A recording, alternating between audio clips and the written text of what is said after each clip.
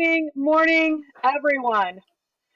Thanks for coming to our live. I'm Nice just to be pulling up here. my script here. Yeah, good to see you again, Chuck. Uh, Hi, I'm Juliet. Hello. Um, I'm the community manager for the Anker SOLIX F3800 Facebook group. Look for that link to join the group in the chat. Um, Welcome to our live. Our guest will be the ever charging, like that, Chuck Cassidy, friend of the brand and solar and electric generator expert. Today, we're talking about the Solix F3800 and how to use it with an interlock or a transfer switch to power your home. Um, got questions before, during, and after the chat? Great, add them into the chat. Or if we don't get to your question, join the group and you can, sorry, it's like these notifications pop up on my screen. Join the group, and we've got Nice. a great group of folks there who are fielding questions, answering questions, who are sharing ideas on their setups, all sorts of really good stuff going on. Um, we're going to reserve the last 5 or 10 minutes of this chat to take questions live from the audience. So that's a good thing to look forward to. So Chuck, good to see you. Yes. Good to see you. What what do you have to say for yourself, and tell us a little bit about your experience, please? Yeah. So my name's Chuck, and I got my first start with solar electricity back in 2010, installing a really tiny. Well, at the time it seemed pretty big. It was a 100-watt solar panel on a school bus that I was converting, and that was really thrilling, and it was just hooked right up to the starter battery. But I never had a dead battery in that bus. And since then, I've gone on to specialize in doing off-grid solar electric systems. I ran a bus conversion company for about 9 years. And right now, I make a living primarily doing off-grid solar installs, design and install of these systems. And I've been working with Anker really since the very beginning of the portable power station line. At the time, it was still called Powerhouse. This was back in Yeah. 2022, and Yep. the very first Powerhouse 767, which is now the Solix F2000, that Anker gave me. It's still in my bus. My bus is still running off of that until I install my big honkin' off-grid solar system in that.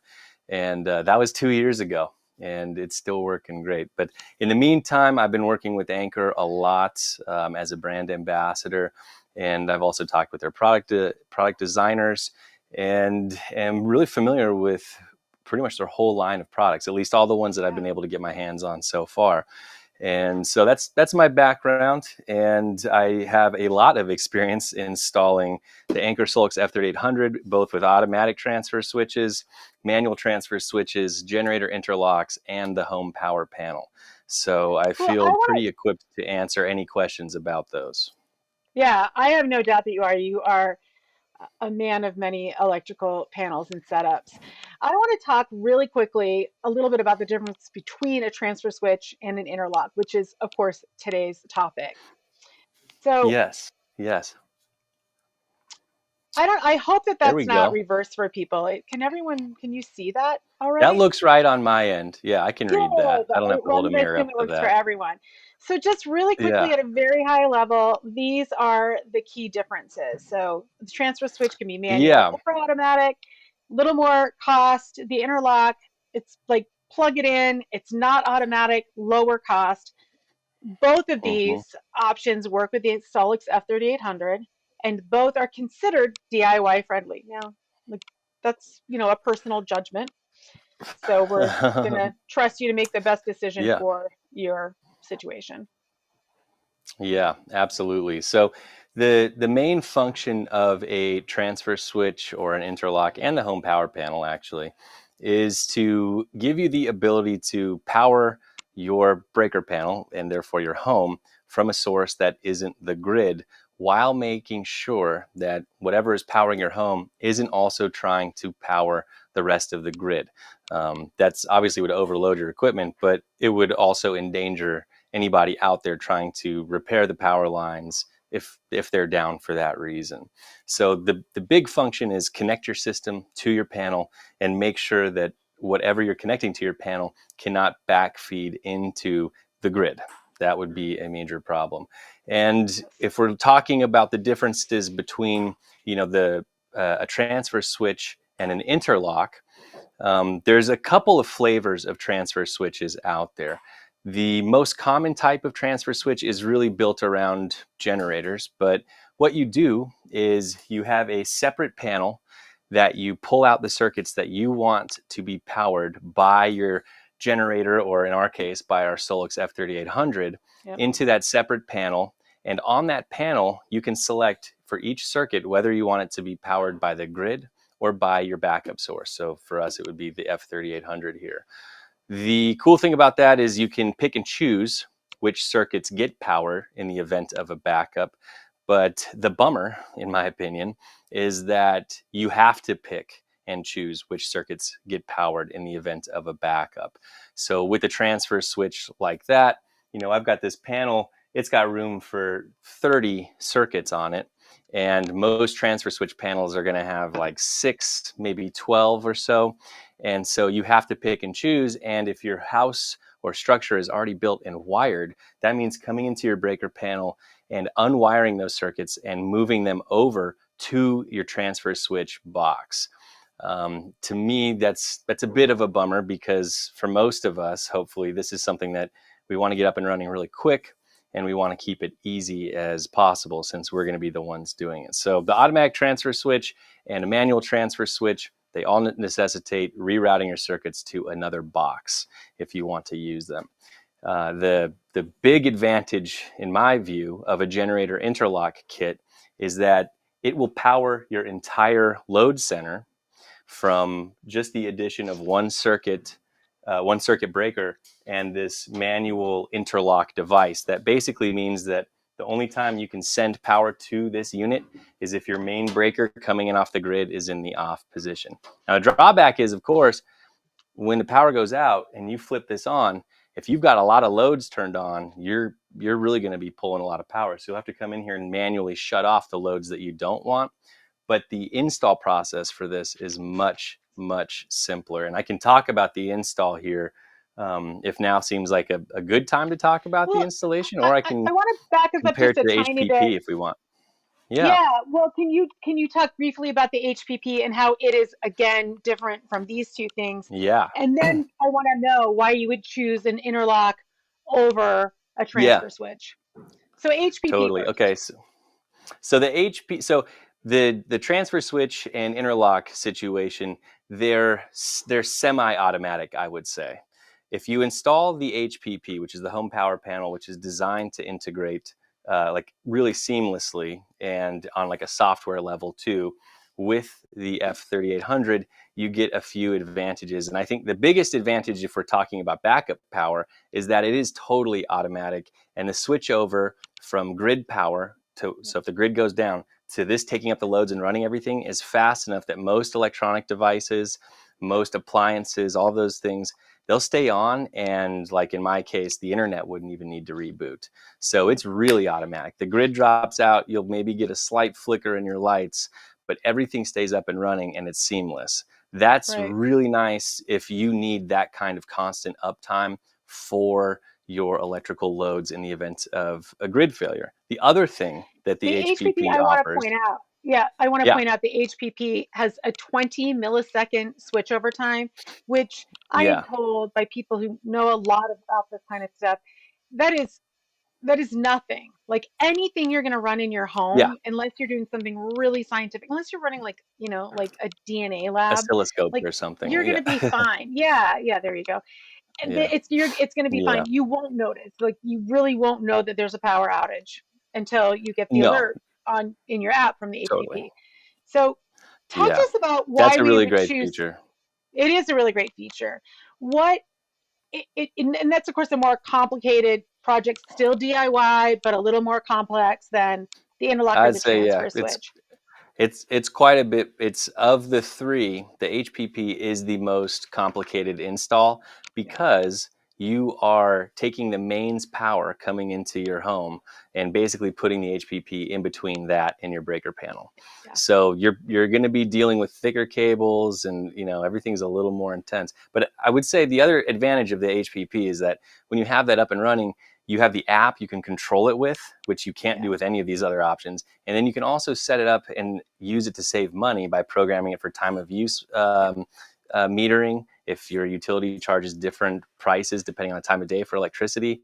So Surge it's like pricing. you get all the backup, but you get also a whole lot of other features that you almost can't compare. You can't even compare it to like a gas backup generator or anything, because it's so fast and it can save you money. It's a totally different animal. But so why would you Animal. It's a choose to different do? animal. Sorry, There's everyone. an animal.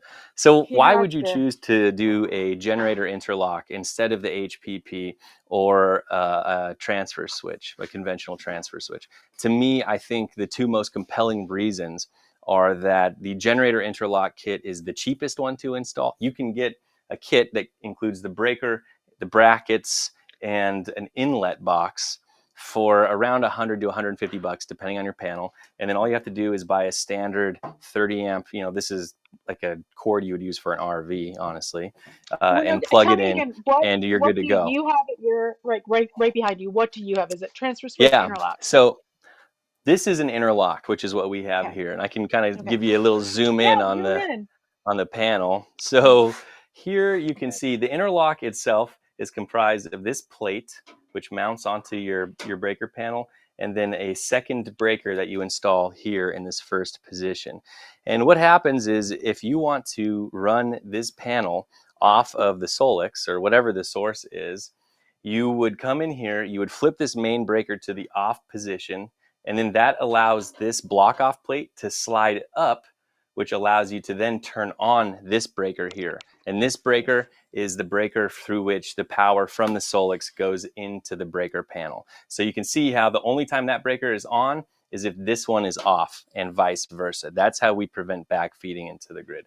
So it's Oh, that's it's interesting. really a simple install. You're drilling 3 holes, you're screwing this plate on, and you're installing a breaker and then another outlet box, which I can zoom out and show you down here, Yeah. hopefully. Yeah, this is a power inlet box here. And, typically they're designed to be installed outside, but one of the cool things, because that's usually where a generator lives, but one of the cool things about this is that, the Solix can be inside. So we've got this box installed inside. So when it's time to run the building off of this, we just come in here and, we plug the cord in, we slide this up, flip our breakers, and turn on the Solix F3800, and we are back in power.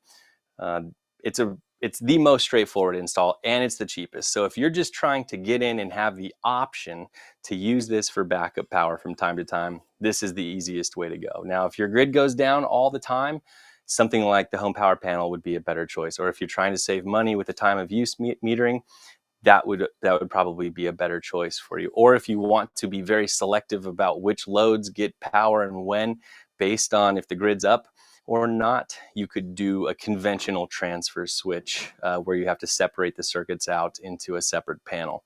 But if you're picking up the F3800 for occasional backup use, to take with you camping or to take to the job site to run devices, this is a cheap way to add a whole lot of functionality to your F3800. So Right, because that's that kind would, of the quick part of it. Yeah. yeah, that would allow you to, oops, sorry. Darn it. I did this last time too. Well, I see you. We're back. You do, yeah. Do you see both people though, or just one of us? No, just I only see you. That's not what the people want. Um, yeah, so I like that There we that go. point you make about the flexibility of, if you have the home power panel, you're kind of, you're going to leave this unit, the F3800, in place. With an interlock or a transfer switch, you still have that mobility feature if that's important to you.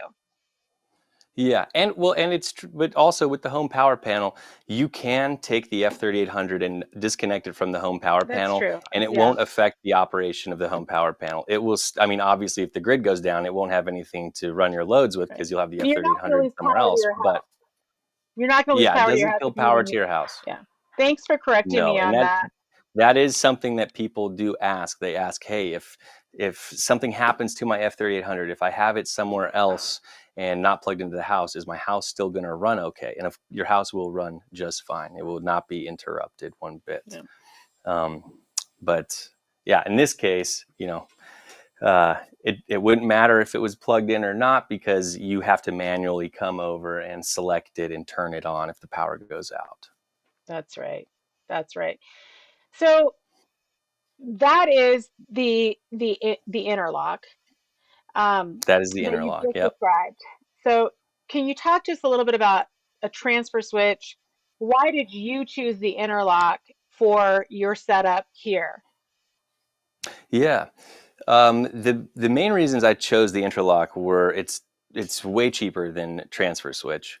The install is faster and a lot less intrusive. We didn't have to reroute any circuits in our existing panel, which you would have to do if you're going to install a conventional transfer switch. And because the F3800 can, if you have one of these, you're able to get 6,000 watts continuous output Yeah. power.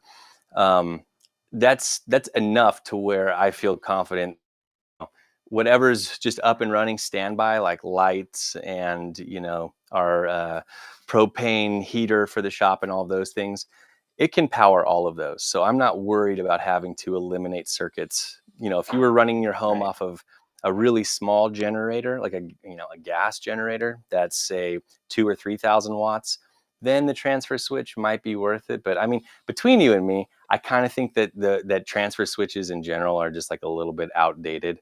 I would rather have the interlock because it's easier. It powers everything by default. It takes up less space.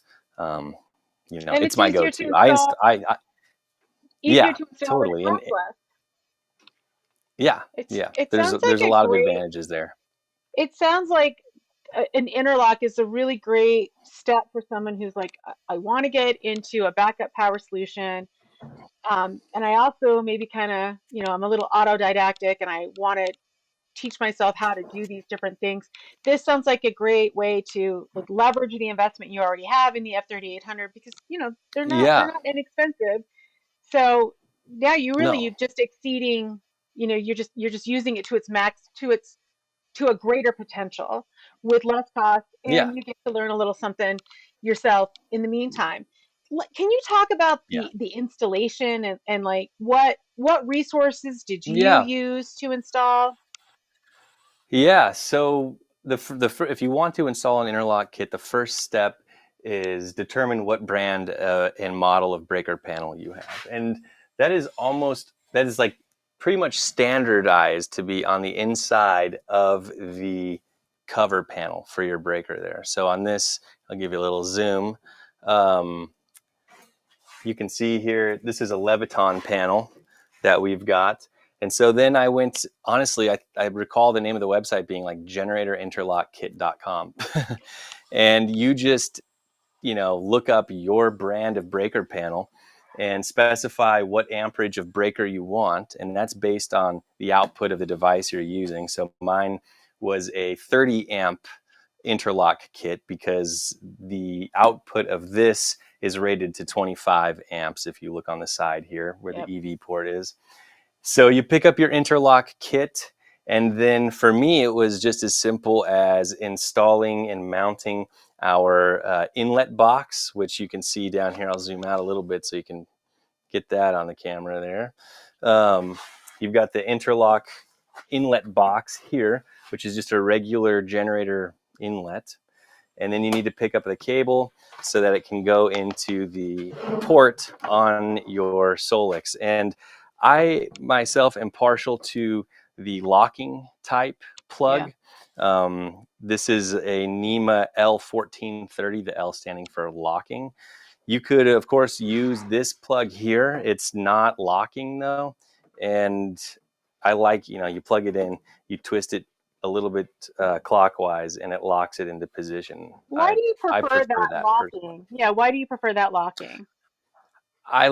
Well, if you're using this to run backup loads and stuff, I mean, look, the odds of a plug coming undone are pretty slim.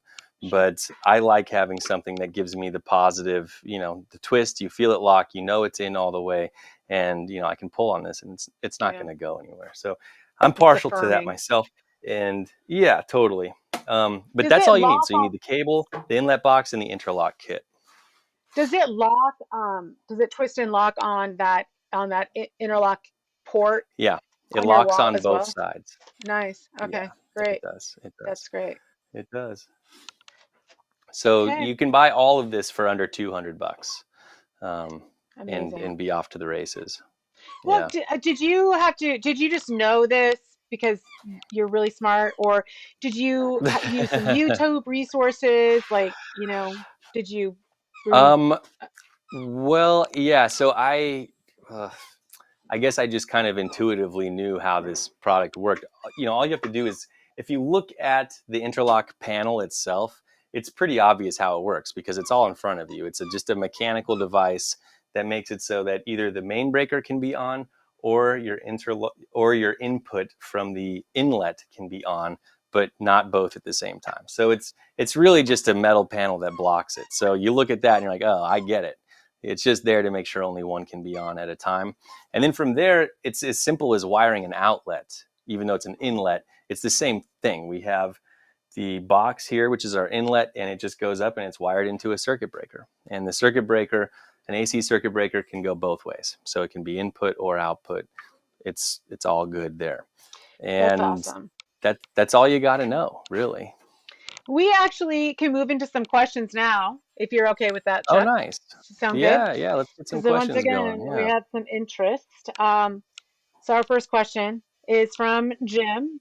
He says he has an interlock kit and a 50 amp breaker installed directly into his main panel. It's a 6 AWG gauge wire running Okay. between the input box and the generator breaker. Is that big enough, speaking to the 6 AWG, to prevent overheating? So you've got 6 gauge wire on a 50 amp circuit, Correct. on a 50 amp circuit breaker. Yeah, you should be all set there. As a rule of thumb, that's generally okay. If we're talking about copper, solid conductors, or even stranded copper, the kind that you're going to get at Home Depot, you should be all set. Cool. I hope that helps you, Jim. Really appreciate your question. So thank you. And again, I want to Another remind folks. useful. Oh, go ahead. No, you jump in. I was going to say there's useful resources out there. You can generally look up the ampacity of a given type of wire. So the ampacity is how many amps that wire can carry. Gotcha. You can look that up. Most manufacturers publish an ampacity chart. And so in your case, you want to make sure that your 50 amp breaker is going to have wire that can move 50 amps. So take a look at your wire manufacturer's chart for that type of wire, and it will tell you, hey, 6 gauge is good for 64 amps or whatever, and in that way you Fantastic. can verify it on your own and have that peace of mind for yourself. Fantastic. Thanks for that. It's a great ad. I'm seeing more Hmm. questions in the Facebook group Good. all the time about what kind of wiring to use. And we really Hmm. are, I think, at this sort of this tipping point with electric generators and home improvement projects kind of going to this next level from like, I'm going to paint over my wallpaper to I'm going to install an interlocks. I'm going So off grid. Yeah. yeah, and it's really cool to see people sort of experimenting with that and then using the group to field questions and answers. So I just want to plug the group here really quickly. Um, that Yeah. is the QR code because I'm fancy like that. That will take you Look at directly that. to the private F3800 Facebook group.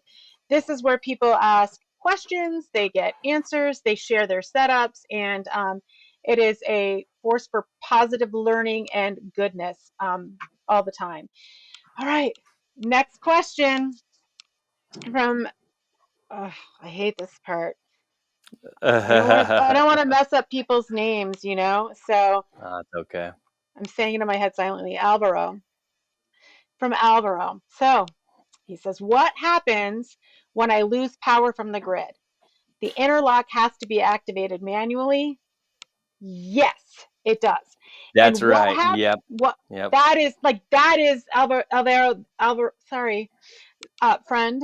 Well, friend, that is the difference between the Yeah. HPP, the interlock, and the transfer switch. Like the transfer Yep. switch can be, depending on which one you buy and a few other things, Yeah. like that can be automatic switch over. But you're only going to charge a certain number of circuits, like as you've designated. So it Hmm. might be your fridge, your freezer, your air conditioner, like whatever your setup looks like in whichever transfer switch you've chosen. So the interlock, like Chuck has here, it is a manual, like plug it in, flip up the switch, move the Yeah. slider and hit and turn it on. So you have to activate that very manually. So, it's kind of depends, I think, on your lifestyle, which is going to be the best choice for you. But again, what Chuck has, the Yeah. interlock, it is a simpler, lower cost install.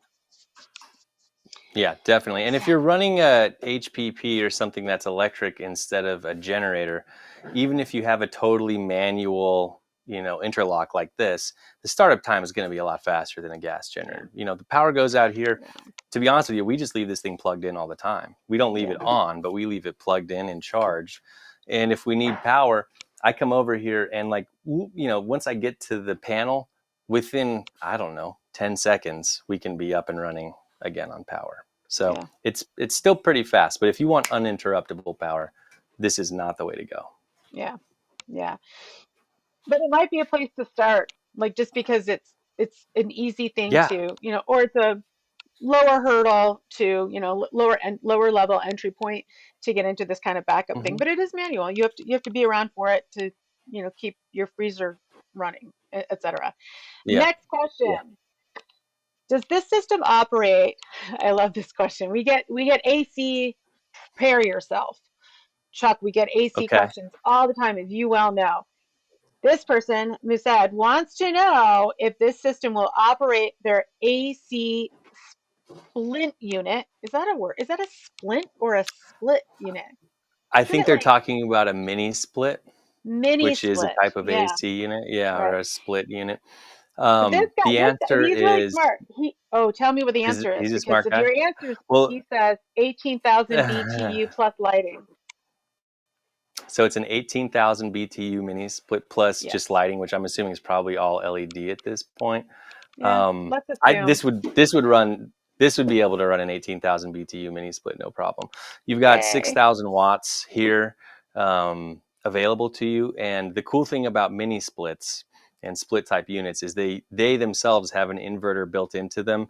So like conventional home AC units, when they turn on, they have a startup, an inrush current that is oftentimes like 3 to 4 times the amount of power that they use when they're running. So, maybe when it's running, it's only pulling 2 or 3 thousand watts, but at startup, it might try to get 12,000 watts of power. That's when you have to be really careful and make sure that, one Solix is going to be enough. In that situation, you'd probably need two. But the cool thing about a split type system is they use inverter technology to run the motors. So there are no crazy inrush peak loads when you first Yeah. turn it on. So all the 18,000 BTU mini splits that I've seen when they're running full bore, they're going to be pulling at most 1,800 to 2,000 watts of power. And this can easily handle that. It's well below the 6,000 watt capacity. That is truly the advantage of this mini split too. Like I'm seeing more of those Yeah. installed in homes because they are just so efficient. So, Yeah. there you go. There you go. Said that's the answer to your question. You'll be all set. So join the group. Let us know if you have further questions or show off your setup. We're always game for that. Two more questions, and then we're gonna wrap it up. This one Sounds comes good. from Bradley. Bradley has two F3800s. Thank you for your business, Nice. Bradley. We know that is not a small purchase, but we really appreciate your business. So thank you. Um, and this is a great question. Is it possible to install two interlock kits and use both at the same time? Ooh, talk to us. Ooh, um, that's Two a good question. F3800s, two interlocks. Yeah, you wouldn't need to install two interlock kits. What you would need, and I don't have one of these cables yet, but what you would need is the cable that allows you to combine the output of two F3800s. And then that cable would be what feeds into I believe that's how it would go. You use that cable to feed into a single generator interlock input. You would want to run that though on a Yeah. 50 amp plug, where I have the NEMA 30 amp plug and 30 amp inlet happening. You would want to pick up the 50 amp. But I do believe, and I would have to check. I haven't been sent one yet, but I know there was one in the works that would allow you to combine the output of two F3800s without using a home power panel. The Yeah. reason why, just real briefly, the reason why you can't just run two of these into two separate inlets into the same breaker panel is that if these devices aren't talking to each other, they're not going to sync the sine waves of their AC output. So AC current makes a wave like this, and if your Yeah. waves aren't in sync, these could end up, fighting each other. I mean, there's going to be a lot of issues that happen there. So you cannot do that.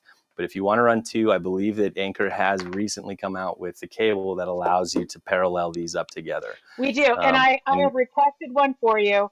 So you should be getting one oh, good, quickly. It's called the dual or double power hub, and it'll connect the two the units. double So power hub. Yeah. yeah, and I've misquoted the price in the group a few times already.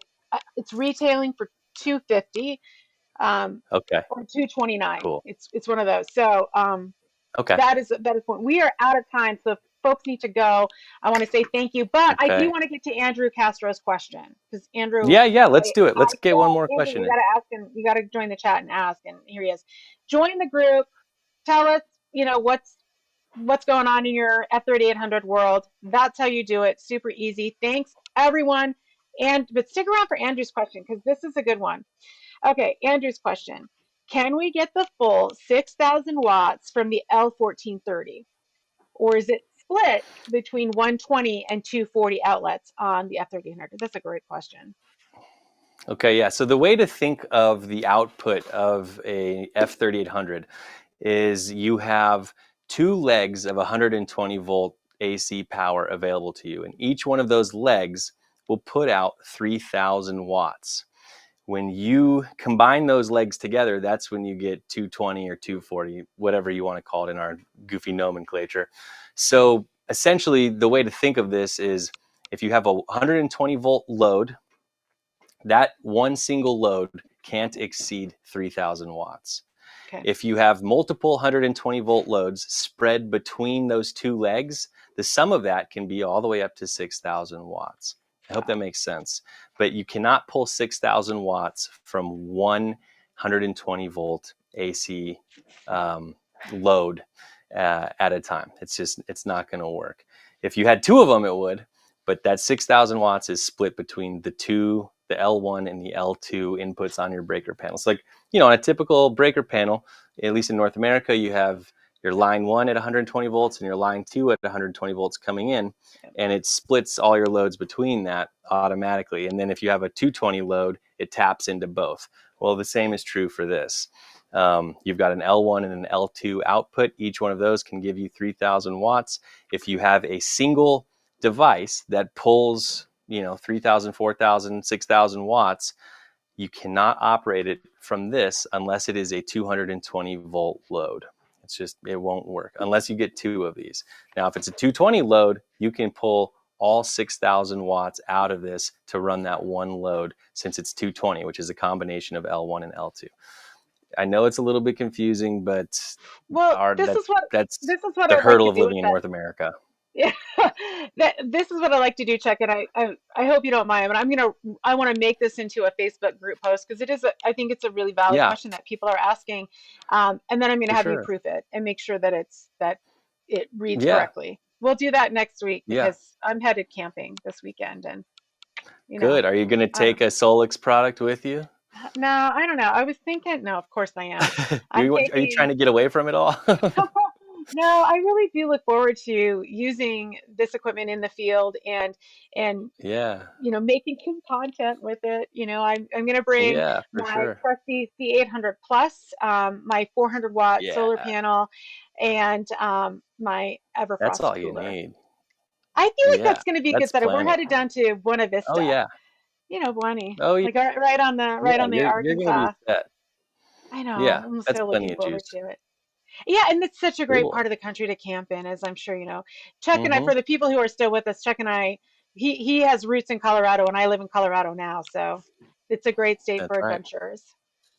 All right, Mm-hmm. wrapping it up, Chuck.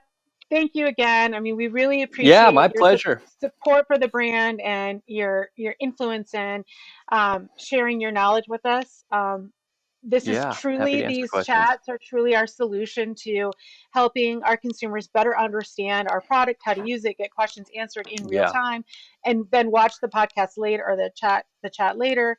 We're yeah, working out all sorts of kinks, every 2 weeks that we do these or whenever we do them. only getting better. So yeah, it feels like it's getting a lot smoother, but it's a team effort and we couldn't do it Definitely. without you. So thank you. We really Cool. appreciate you. Thanks for having me. All right. Yeah. All right. Well, we'll see you Smell you next time. later. Yeah, smell you All later. right. Bye. Thank you, Chuck. Take it easy. Yep. Bye-bye. Bye.